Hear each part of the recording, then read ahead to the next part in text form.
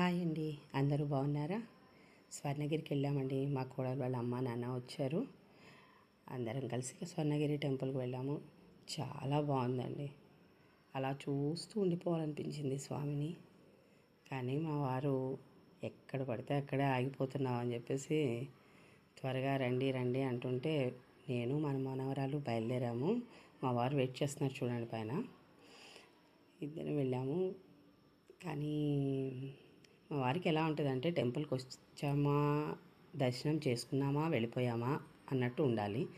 ఎక్కడ కొంచెం సేపు అలా కూర్చున్నా ఎందుకు టైం వేస్ట్ అంటూ ఉంటారు. మీ ఇంట్లో కూడా అలానే ఉంటుందా? ఇంకో విషయం చెప్పాలి. షాపింగ్కి వెళ్ళినా టెంపుల్కి వెళ్ళినా మా వారికి లేట్ అయితే కడుపులో నొప్పి కానీ తలనొప్పి కానీ వచ్చేస్తుంది. ఒక్కోసారి నవ్వు వస్తుంది ఆయన అలా అంటుంటే, ఒక్కోసారి కోపం వస్తూ ఉంటుంది. సో మీ ఇంట్లో కూడా అలా ఉంటాయి అనుకుంటా కదా. ఉంటాయి, రిటైర్మెంట్ తర్వాత ఇంకొంచెం ఎక్కువ ఉంటాయి.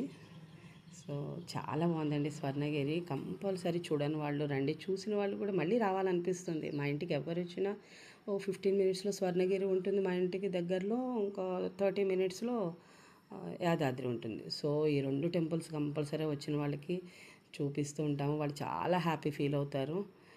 వాళ్ళతో పాటు నేను వచ్చిన ప్రతిసారి కంపల్సరీ అటెండ్ అయిపోతాను, కంపల్సరీ వెళ్తాను. ఎంత హ్యాపీనెస్ ఉంటుందంటే టెంపుల్కి వెళ్ళినప్పుడు అలా కూర్చుని దేవుని చూస్తూ ఉండిపోవాలనిపిస్తుంది.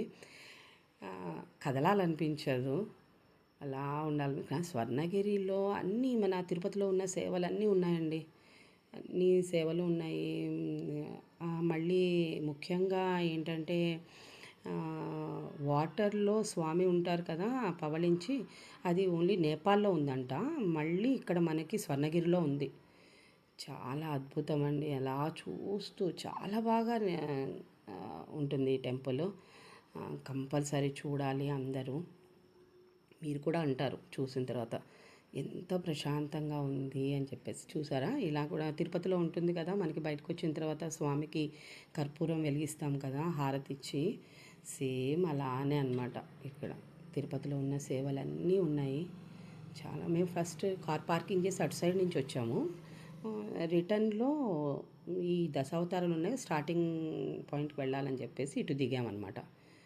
చాలా బాగున్నాయి, ప్రతిదీ అద్భుతం. 3-4 అవర్స్ ఉంటే కానీ ఉన్నట్టు అనిపిస్తుందండి. ఇలా హడావుడిగా వచ్చేస్తే ఉన్నట్టు అనిపించదు. ప్రశాంతంగా ఇంకోసారి అదే అనుకుంటున్నాను, మా ఫ్రెండ్స్ అందరినీ రమ్మని. ఫ్రెండ్స్ అందరం వెళ్ళి చాలా టైం స్పెండ్ చేసి వద్దాము అని అనిపిస్తుంది.